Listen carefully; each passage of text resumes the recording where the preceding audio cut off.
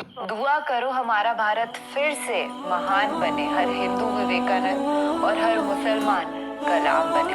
दोस्तों, धर्म कभी खराब नहीं होता, खराब इंसान होता है और खराब इंसान का कोई धर्म नहीं होता। हे हाय हेलो नमस्ते जी, सत श्री अकाल, अस्सलाम वालेकुम। मैं निधि शर्मा इंडिया से, और आज हम एक हिंदू पंडित जी हैं, उनको इस्लाम के हवाले से कुछ तकरीर देते हम सुनेंगे। और ऐसे वीडियोस पे जब रिएक्ट करना होता है ना, तो रोम रोम खिल उठता है, खुशी से जगमगा उठता है ये पूरा संसार, क्योंकि हम भारत महान में रहते हैं। ये वो भूमि है जहाँ महादेव के नाम की अजान भी होती है तो अल्लाह ताला के नाम की आरती भी। आफ्टर ऑल हम प्रे तो अल्लाह सुभान व तआला को, भगवान को, गॉड ऑलमाइटी को ही कर रहे हैं ना। ईश्वर अलग अलग नहीं हो सकता दोस्त, वो हमेशा एक ही रहता है। महसूस करिएगा अपनी मस्जिद के बाहर खड़े होकर के या गुरुद्वारे के द्वार पर पहुंच करके, जिस भरोसे, जिस फेथ के साथ भक्तजन पहुंचते हैं ना, वो भरोसा, वो विश्वास उसी ऊपर की जो एकमात्र शक्ति है जिसने इस पूरे संसार को, कायनात को बना दिया है ना, उस खुदा पर ईमान के साथ पहुंचते हैं। और मैं तो यही कहूंगी कि दुनिया का हर व्यक्ति जो है मुसल्लम ईमान हो जाए, सच्चे ईमान वाला इंसान हो जाए।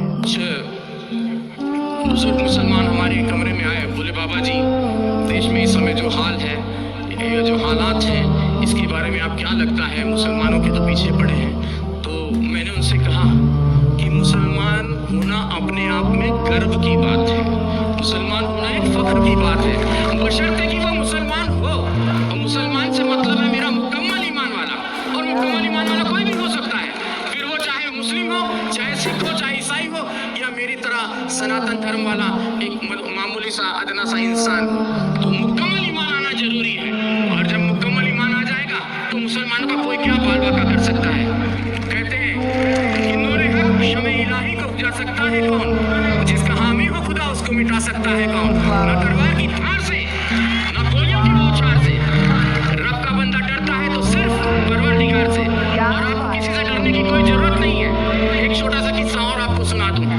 कश्मीर की ये सत्य घटना है, हमें हमारे गुरुजी ने सुनाई थी। कहते एक मुसलमान, जो सवेरे की नमाज होती है, फजर की शायद मेरे ख्याल से वही होती है, तो वो नमाज के वक्त वो जो है अपने घर से खोमचा बोलते हैं, छोटा सा ऐसा ठेला होता है जिसमें वो छोले और आलू उबाल कर घर से वो ले जाकर बेचते थे।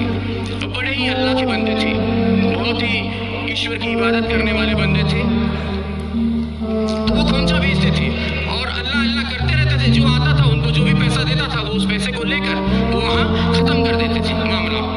तो वो खोमचा चला देते थे और दे देते थे किसी को, और कोई भी उनको, अब ऐसे भी लोग थे उस भीड़ में जो उनको खोटा सिक्का देकर चले जाते थे, और वो अल्लाह अल्लाह करने वाले व्यक्ति, उनका ध्यान सिक्के पर ना होकर अपने अल्लाह पर रहता था।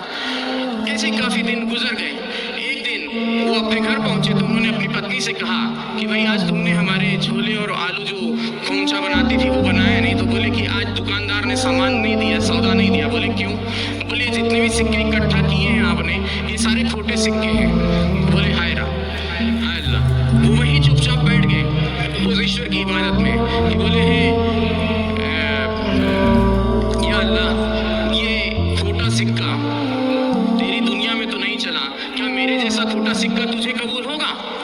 तो उसने उसी वक्त वहां पर एक नूर प्रकट हुआ और आवाज आई कि उस थैली में हाथ डालकर देख।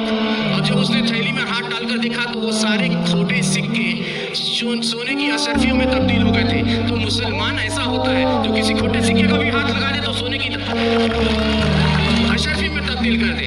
तो इस चीज का ख्याल रखना चाहिए, मुसलमान को किसी से घबराने की जरूरत नहीं है। और मैं पहले से और काफी दिनों से, मुझे एक व्यक्ति ने कहा कि बाबा जी अब आप कलमा पढ़ के मुसलमान हो जाओ। तो मैंने कहा मुझे कलमा पढ़ने की जरूरत नहीं, मैं खुद ही पहले से जन्मजात ही मुसलमान हूँ। और मुसलमान का मतलब ये नहीं कि कलमा पढ़कर ही हो सकता है, मुकम्मल ईमान कहीं भी आ सकता है, चाहे वो हिंदू में आए, चाहे मुस्लिम में आए, चाहे सिख में आए, चाहे ईसाई में आए, चाहे किसी यहूदी में आ जाए, किसी में भी आ सकता है। मुकम्मल ईमान आना जरूरी है।